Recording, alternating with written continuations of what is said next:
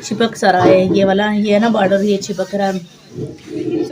अस्सलाम वालेकुम guys, welcome back to my channel guys. आज का मेरी तरफ से ईद का दूसरे दिन आपको ईद मुबारक। यकीन करें रमज़ान चला गया है, लेकिन रमज़ान अपनी बहुत सी यादें छोड़ के चला गया। अब वही रूटीन, वही बिजी शेड्यूल, सब कुछ वही है। और जैसा कि आपको पता था कि इनके पापा इत्काफ में बैठे हुए थे, और मैंने आपको बताया भी था कि कितना काम है जो मेरे कंधों पे आ गया था। माशाल्लाह से इनके पापा इत्काफ से उठ चुके हैं। अब मुझे कुछ रिलैक्स फील होगा। यकीन करें मैं काम कर करके थक गई। कहते हैं ना कि बंदे के जाने के बाद उसकी कदर का पता चलता है। इसी तरह मैंने हर लम्हा, हर पल आपको बताया भी था कि इनके पापा बहुत याद आते थे, बहुत मिस करते थे हम।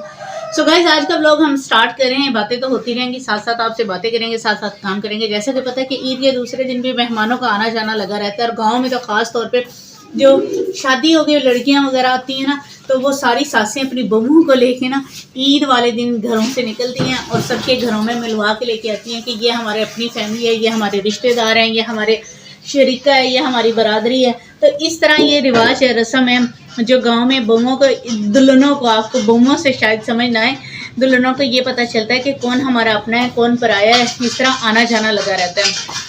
तो गाइस, आज हम कर रहे थे अपने ईद के दूसरे दिन के कपड़े सिलेक्ट, क्योंकि मेहमानों ने आना है और हमारे घर भी एक अदद आएगी नई दुल्हन, जो कि आज हमारे फर्स्ट टाइम हमारे घर आएगी।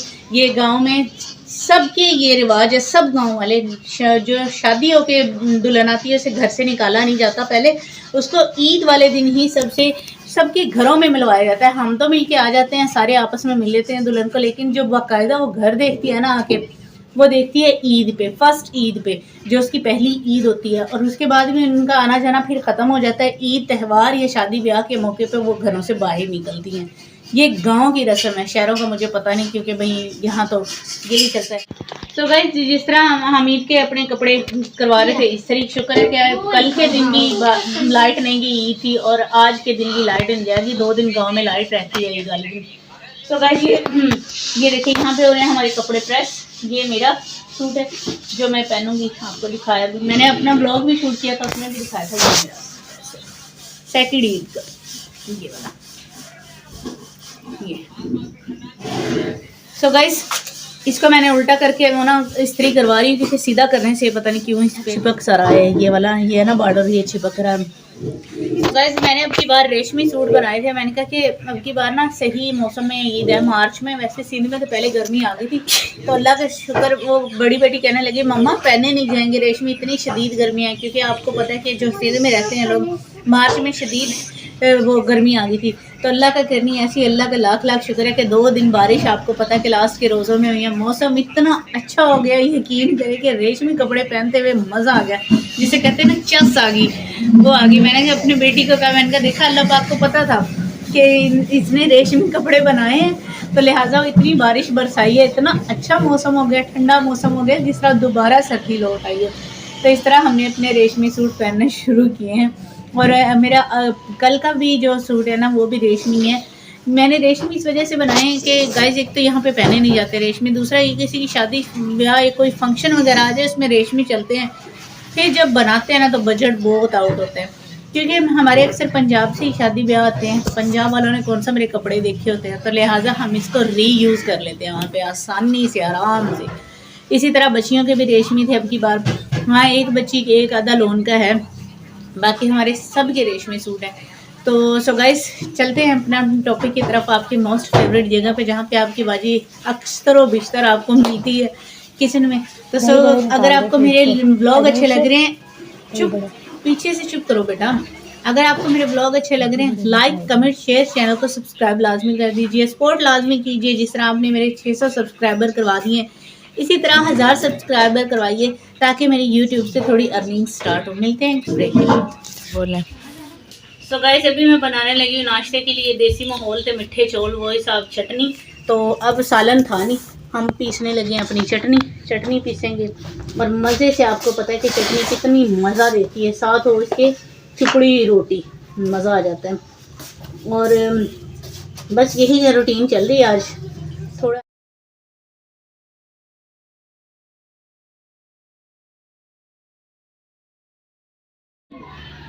सो गाइस, चटनी हमारी हो गई है, बन चुकी है, ये देखिए। ये, और अभी हम बनाने लगे हैं नाश्ता। अब चलते हैं किचन में और इसको उठाएंगे, इसको साथ ही साथ ले जाओ। पकड़ना, आप पकड़ लो। ये लो पानी डालना। अब इसे धोते हैं हम। आज चलते हैं किचन के अंदर। ये देखिए, मैं सब कुछ आटा वगैरह गूंद के रख के गई थी गाइस। और अब देखते हैं हम कि कितने वो होते हैं, गैस की क्या पोजीशन है। और उधर से बेटा आप बोलते हुए वो उठा के ले आओ, बात करते हुए वो क्या? मिर्चों के डब्बे वगैरह। गाइस अब हम ये उठा के लेके जा रहे हैं किचन में, और इसके बाद मैं कपड़े इस्त्री कर रही हूँ, फिर हम तैयार होंगे। ये लो मम्मा। चलो बेटा,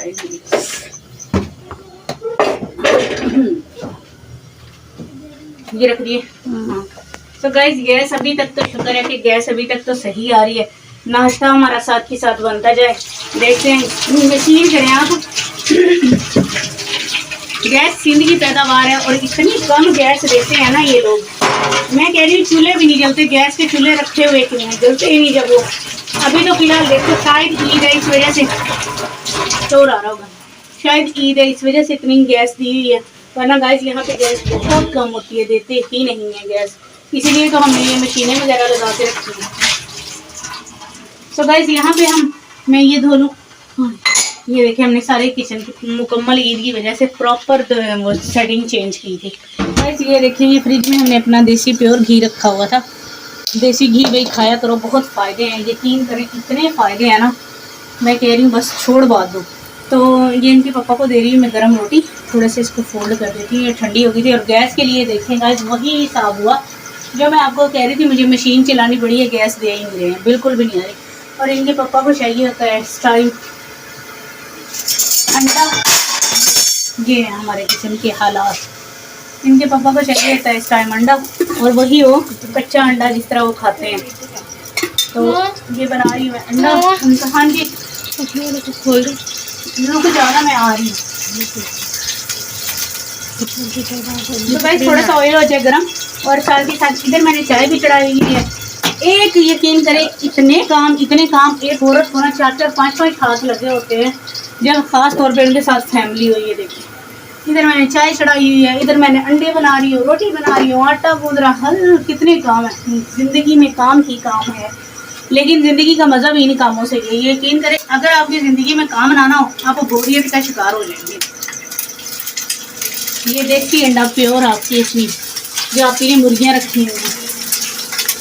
मैं सोच रही हूँ मुर्गियाँ बेच दूँ, लेकिन जब मैं देखती हूँ ना कि इनके पापा को अंडा, यानी कि जिस तरह शुगर है और वो अंडा शौक से खाते हैं, यकीन करें मेरा दिल फिर ना कहता है नहीं नहीं नहीं नहीं नहीं, नहीं बेचना।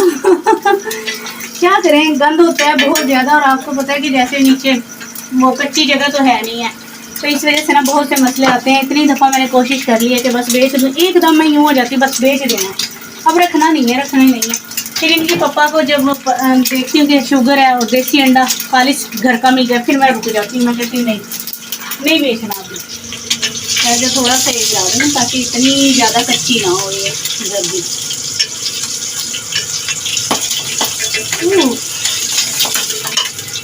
तो गाइस ये देखिए, अंडा हो गया रेडी, और मुझे ये अंडा बेइंतहा गंदा लगता है, यकीन करें मैं नहीं खा सकती, लेकिन इनके पापा खाते हैं, तो हमने ले लो बेटा।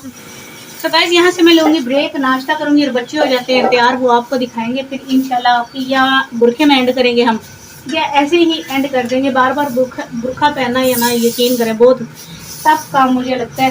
तो गाइस कहीं मत जाइएगा, व्लॉग पूरा देखना। मिलते हैं आपसे एक बड़ी सी ब्रेक के बाद, नाश्ता करने के बाद इंशाल्लाह आपसे मुलाकात होती है, बच्चे वगैरह सब तैयार हो जाए, और आपकी आपी भी तैयार हो जाए, आपी भी आपको कपड़े पहन के तैयार हो के फिर दिखा के, ज़ाहिर है मुँह तो दिखा नहीं सकते।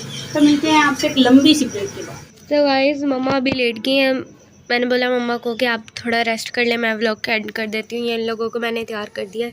ये सबसे छोटी वाली का आउटफिट है, ये उससे बड़ी वाली का आउटफिट है, और ये उससे बड़े वाली का आउटफिट है। फिर उसके बाद मेरा ये सूट पड़ा हुआ है जो कि मैं अभी पहनूंगी।